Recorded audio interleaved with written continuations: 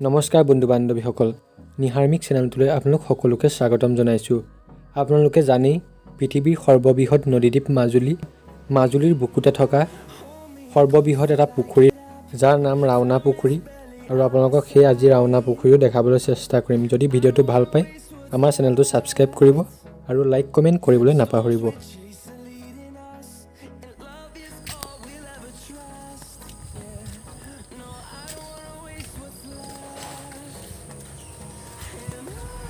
ইয়াত মানুহ নহাৰ বাবে বহুত হাবি হৈ গৈছে। এটা কথা হাবি নাছিলে। আপোনালোকক আজি আমি গোটেই পুখুৰীটো দেখাবলৈ চেষ্টা কৰিম। আহোম ৰজা দিনতে খনা এটা পুখুৰী, এইটো মাজুলীৰ ৰাওনাপাৰ অঞ্চলত আছে। ৰাওনাপাৰৰ কাষতে লাগি আছে। আপোনালোকে দেখিবলৈ পাইছে এটা সুন্দৰ পৰিৱেশ। আজি আমাৰ লগত মৃদুপৱন বৰাও আছে। তেখেতে পুখুৰীটোৰ সম্পৰ্কত এটা যে কাহিনী আছে, সেই কাহিনীটো আমাক কৈ দিব। এইটো বৃহৎ পিটনীয়া পুৰ হৈ গৈছে পুখুৰীটো। সেইটোৱে সেই পুখুৰীটো। ইয়াত এখন নতুনকৈ পাৰ্ক বনোৱা হৈছে। পাৰ্কখনৰ কাম এতিয়াও সম্পূৰ্ণ হোৱা নাই, চলি আছে, আপোনালোকে দেখিবলৈ পাব।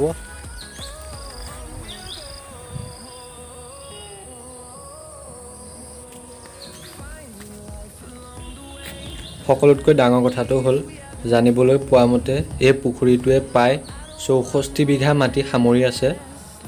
এইটোৱে মাজুলীৰ ভিতৰত বৃহৎ পুখুৰী। এই পুখুৰীটোৰ লগত এটা ডাঙৰ ইতিহাস জড়িত হৈ আছে। আজি আমাৰ লগত মৃদুপৱন আছে। মৃদুপৱনে আমাক পুখুৰীটোৰ ইতিহাসৰ সম্পৰ্কে অলপ কৈ দিব। আপোনালোকে হয়তো শুনি ভাল পাব। এতিয়া পুখুৰীটোৰ বিষয়ে তেওঁ অলপ কৈ দিব। হয়, এই পুখুৰীটো মানুহৰ মুখে মুখে প্ৰচলিত কথা মতে আহোম ৰজাৰ দিনতে খন্দা হৈছিল বুলি কোৱা হয়। আৰু ইয়াত মানে বহুত ডাঙৰ ডাঙৰ মাছ, কাছ ইত্যাদি আছিল। আগতে এই পুখুৰীটো বহুত হাবি জংঘল আছিল। হয়, লোককথা অনুসৰি স্বৰ্গদেউ মানে জয়ধ্বজ সিংহৰ ৰাজত্বকালত ৰাৱণ নামৰ এজন বিষয়াৰ তত্ত্বাৱধানত এই ৰাওনা পুখুৰীটো খান্দি উলিওৱা হয়। আৰু শেষত এই ৰাৱণ নামৰ ব্যক্তিজনৰ নামেৰেই পুখুৰীটোৰ নাম ৰাওনা পুখুৰী ৰখা হয়। উত্তৰ দিশত আপোনাৰ ৰাওনাপাৰ হাই ছেকেণ্ডেৰী আছে। আমাৰ এই দক্ষিণ দিশত BTC আছে, বেচিক ট্ৰেইনিং চেণ্টাৰ। আৰু পূব দিশত আপোনালোকে দেখিবলৈ পাব এইখন ৰাওনাপাৰ বিল, এইখন ৰাওনাপাৰ দলং। এতিয়া বন্ধুসকল, আপোনালোকক আমি আমাৰ ৰাওনাপাৰত হোৱা পাৰ্কখনলৈ লৈ যাবলৈ বিচাৰিম। ব'লক ভিডিঅ'টো আপোনালোকে সম্পূৰ্ণকৈ চাই থাকক। বন্ধুসকল, আমাৰ ৰাওনাপাৰ ঠিক কাষতে এটা আপোনাৰ শিৱ মন্দিৰ আছে। দেখাই দিছোঁ শিৱ মন্দিৰ। এয়া শিৱ মন্দিৰ।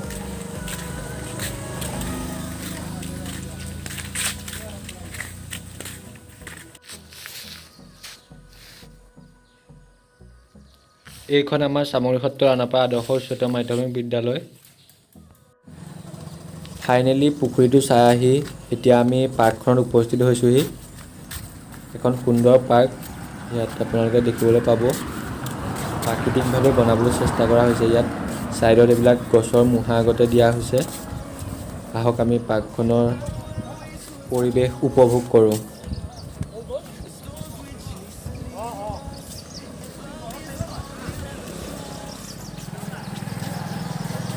এতিয়া আপোনালোকে পাৰ্কখনৰ ওপৰৰ পৰা পুখুৰীটোৰ পৰিৱেশ কেনেকুৱা লাগে আপোনালোকক মই দেখাই দিম।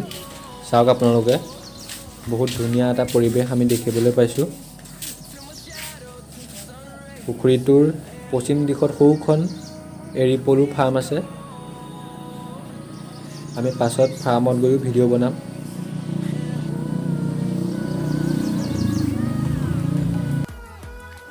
আপোনালোকে পুখুৰীটোৰ কাষলৈ ছাইডলৈ দেখিব যে ইয়াত পিটনীয়া ভৰপূৰ আছে। ইয়াত আগতে খটখটি আছিলে। ইয়াত ওচৰৰ গাঁৱৰ ৰাইজে আগতে ইয়াৰ পৰাই পানী খাইছিলে। পুখুৰীটোৰ ভিতৰত কুঁৱাও আছিলে। ব'লক এতিয়া আমি পাৰ্কখনৰ আগলৈ যাওঁ, চাওঁ দৃশ্যবোৰ কেনেকুৱা লাগে।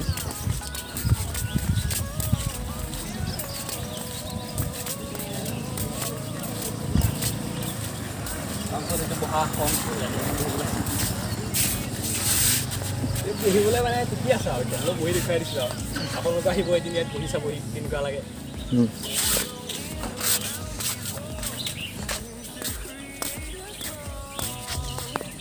আৰু যিহেতু ৰাওনাপাৰ পুখুৰীটো পূৰা পিটনীয়া ভৰপূৰ হৈ আছে, যদি সেই পিটসমূহ চাফা কৰি ইয়াত নাও বা বিভিন্ন খেলা ধূলা বস্তুৰ চৰকাৰে যোগান ধৰে, তেতিয়া পাৰ্কখন আৰু সুন্দৰ হৈ পৰিব।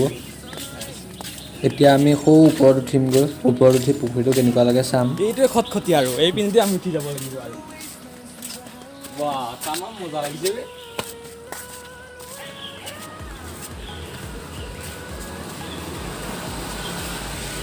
সুন্দৰ পৰিৱেশ।